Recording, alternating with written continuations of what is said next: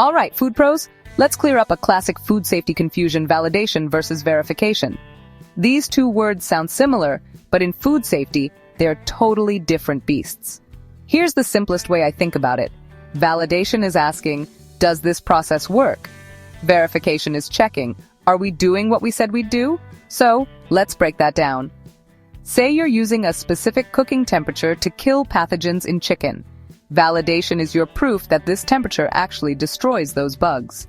You might rely on scientific studies or even run in-house tests. The goal? Show that your process can deliver safe results. Now, on to verification.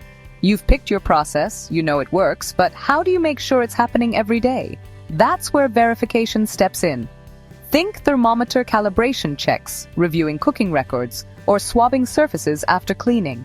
It's all about making sure your team is following the plan every single shift. To sum it up, validation answers, will this method keep food safe? Verification checks, are we consistently following it? Both are crucial. Skip validation, and you might be following a plan that doesn't work. Skip verification, and even the best plan can fall apart in practice. So next time you're updating your food safety procedures, ask yourself, have I validated this process? And am I verifying it every single day? Food safety isn't just paperwork. It's about protecting your brand, your team, and your customers. Stay sharp out there. Thanks for tuning in. Your support means a lot.